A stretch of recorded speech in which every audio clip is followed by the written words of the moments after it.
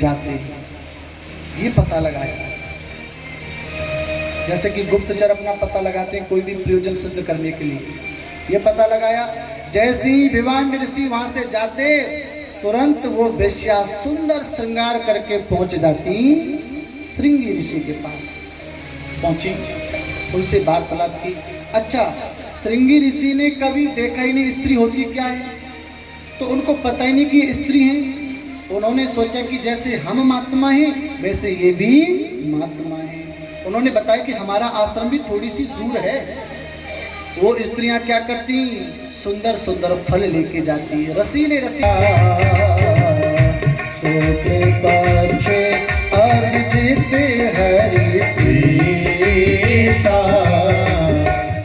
मध्य दिवस अति शीत न घामा, मध्य दिवस अति शीत न घाल, लोक विश्रामा पावन काल। भैया चारों भैया अवध में बाजे बधैया, हरि बाजे बधैया, बाजे बधैया, बाजे बधैया, बाजे बधैया। प्रगति है जो भैया तुम्हें बाजे बधैया। देखो भाई, राम जी का जन्म हुआ है, बस एक ही मैया खुशी है, बाद बाकी सब दुखी हैं जी। तो उन्होंने कहा खुशी है जा, ये तो हमें पता है स्पेस नहीं, लेकिन थोड़ा थोड़ा सा थोड़े थोड़े आनंद लो, मत खुशी है जाओ। अरे भैया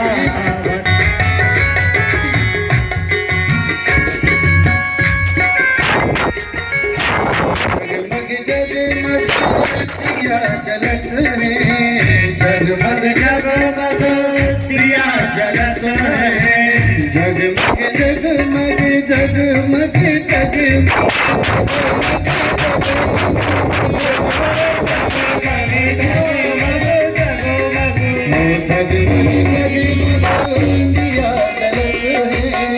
जगमग जगमग दिया जलत है, झिलमिल झिलमिल होते अटरिया,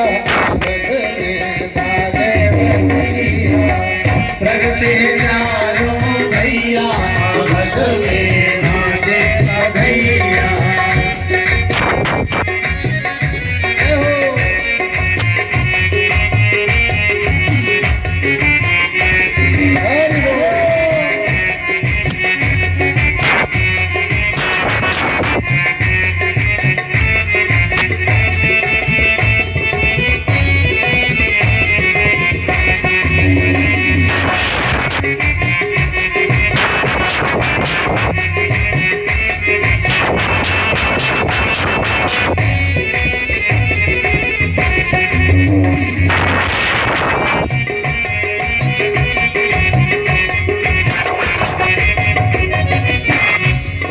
लुटावे लड्डू पेड़ा, कौन लुटावे लड्डू पेड़ा, कौन लुटावे लड्डू पेड़ा, कौन अरे कौन लुटावे रुपैया, अवध में बाजे बधैया।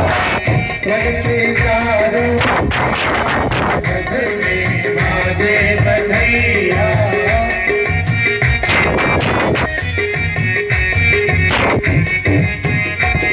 अरे मैया लुटावे, मैया लुटावे, मैया लुटावे लड्डू पेड़ा, मैया लुटावे लड्डू पेड़ा, मैया लुटावे लड्डू पेड़ा।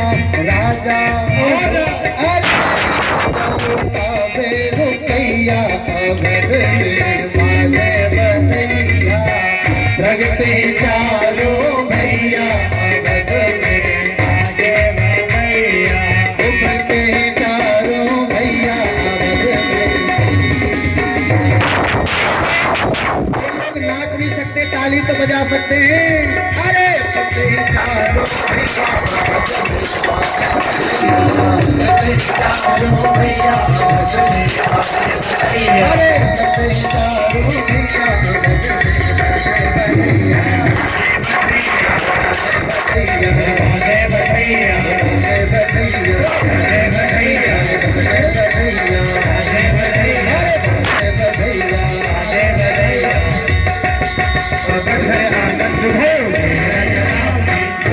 आनंद भयो जय राजा राम की जय राजा राम की जय राजा राम की जय राजा राम की जय राजा राम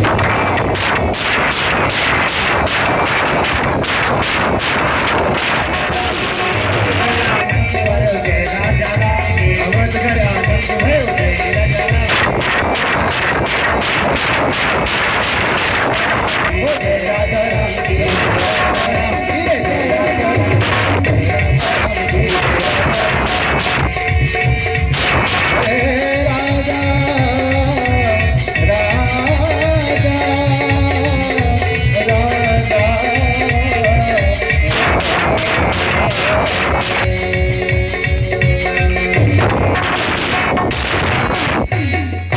बोले रामचंद्र भगवान की जय। बोलिए चारों भैयन की जय। जोर से बोल दो जय। बोलो तीनों मैयन की जय। भैया बड़ो आनंद आएगा अवध में हैं। दशरथ पुत्र जन्म सुन काना मानो ब्रह्मानंद समाना। तो अब भगवान का प्रादुर्भाव हुआ, खूब बधाइयाँ हुई, आनंद हुआ और श्री वशिष्ठ जी ने बाद में नामकरण भी किया। जो आनंद सिंधु सुख राशि सी करते त्रैलोक सुपासी। कुछ लेना देना नहीं करते और क्या कहते हैं, मेरा साईं है मुझ भीतर, मेरा साईं है मुझ भीतर, तेरा साईं है तुझ भीतर, तेरा साईं है तुझ भीतर। खोल सकी देख दोनों ने ना, कुछ लेना देना हो मगन रहना, कुछ लेना न देना मगन रहना, कुछ लेना न देना। और क्या कहते हैं ज्ञानी, उनको पता है पांच तत्व का बनाए पिंजरा, पांच तत्व का बनाए पिंजरा, पांच तत्व का बनाए पिंजरा, पांच तत्व का बनाए पिंजरा। अरे इसमें बोल रही रे मैना हो, इसमें बोल रही मैना, मैना जो है ही नहीं फिर भी वो बोल रही है, कुछ लेना न देना मगन रहना, कुछ लेना न देना मगन रहना, कुछ लेना न देना हो मगन रहना। भगवान बोले ज्ञानियों से हमारा लेना देना कुछ भी नहीं है। बोले तो किससे लेना देना है, किसका कर्ज लेते हो? बोले हम लेना देना करते हैं अपने भक्तों से, जो हमारे भक्त हैं उनका कर्ज लेते हैं और कर्ज देते भी हैं। तो प्रभु आज कौन से भक्त का कर्ज उतारना चाहते हो? भगवान बोले सतयुग में मेरे एक भक्त हुए श्री प्रहलाद जी महाराज, और उन प्रहलाद जी ने, उनके पिता ने पूछा तेरा परमात्मा कहाँ? तो उन्होंने कह दिया ये जो पत्थर का खम्मा है ना, इसमें मेरा परमात्मा है। तो मैंने सोचा उस एक भक्त ने मुझ भगवान को पत्थर से प्रकट कर दिया, तो मैं कैसा भगवान एक पत्थर से एक भक्त प्रकट नहीं कर सकता? उसी का कर्ज उतारना चाहता हूँ। हम एक भक्त का लेते हैं दूसरे भक्त को दे देते हैं। एक बार किसी ने भगवान से पूछा प्रभु तुमने द्रौपदी का चीर कैसे बढ़ाया? भगवान बोले हमारे पास थोड़ी था वस्त्र। बोले तो क्या किया?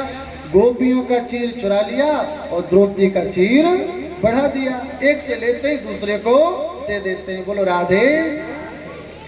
भगवान ने कृपा की है, अहिल्या को महाराज चरणों की रज प्रदान की है और उसका कल्याण किया है। भगवान आगे बढ़े, गंगा स्नान किया, उसके बाद पहुंचे मिथिलापुरी।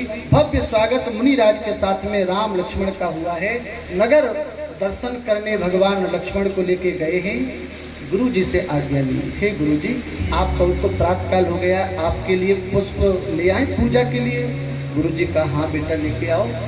पुष्प लेने राम जी पहुंचे। राम जी को जनक नंदिनी बाग में बस खड़ी की खड़ी रह गई, बाग में बस खड़ी की खड़ी रह गई।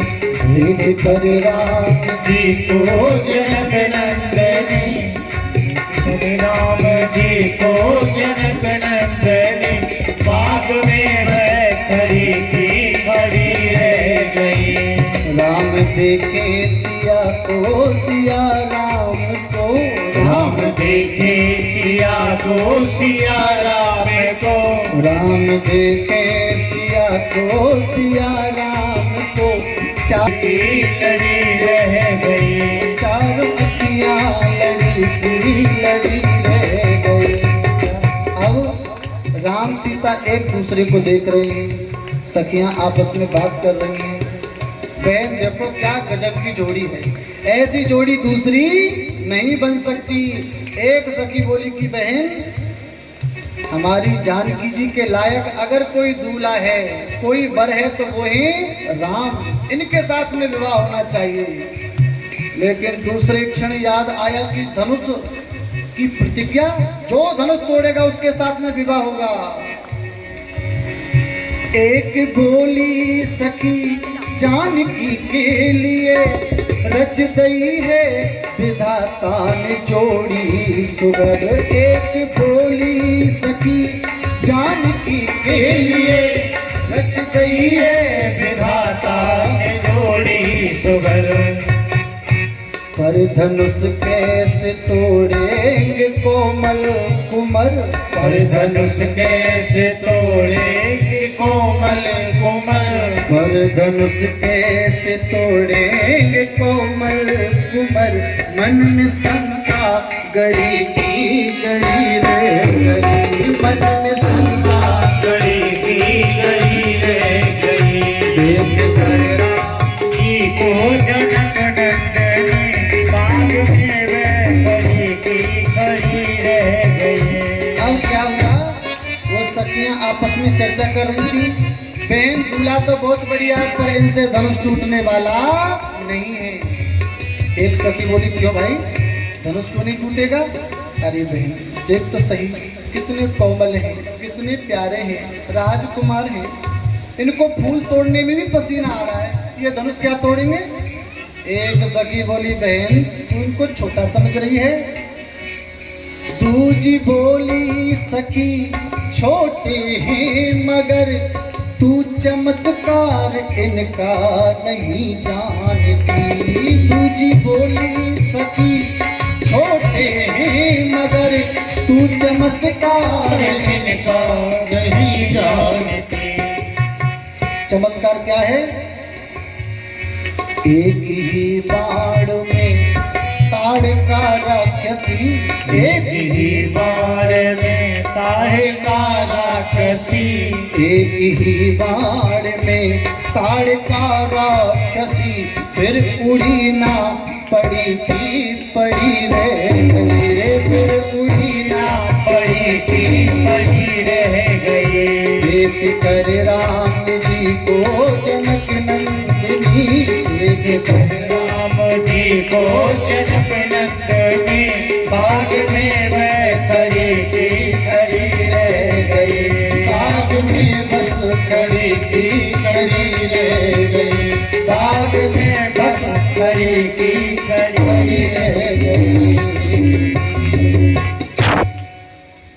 आज प्रथम मिलन हुआ, जानकी जी ने राम जी को देखा, राम जी ने जान कैसे गए न समा,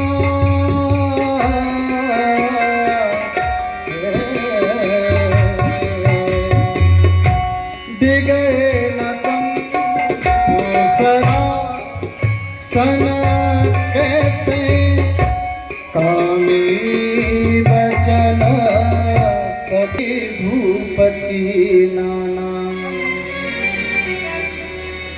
आए सुनी हम जो पन उठाना।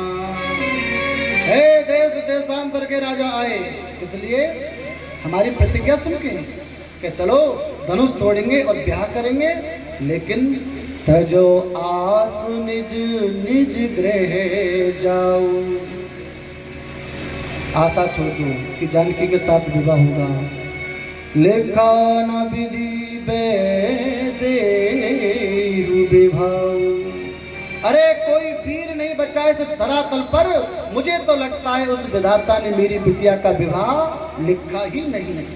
अगर मुझे ऐसा पता होता कि इस पृथ्वी पर कोई वीर नहीं है तो ऐसी प्रतिज्ञा कदापि ना करता।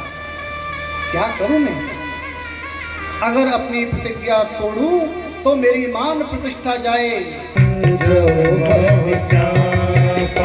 वो में तो तात जनकी परतापा, में तो तात जनकी परतापा। उठो राम भजो भगतापा, उठो राम भजो भगतापा। हे राम उठो और जाकर के धनुष को तोड़ो। किस लिए? विवाह हो इसलिए नहीं। मैं तो तात जनक परतापा, उनके मन में ये दुख है कि मेरी बेटी का विवाह अब होगा ही नहीं, कोई वीर नहीं है, ये कष्ट है उनके मन में, जाकर के उनका कष्ट मिटाओ। गुरुजी ने आज्ञा दी तो राम जी खड़े हुए। कैसे? उदय उदगिरी मंच पर रघुवर बाल पतंग।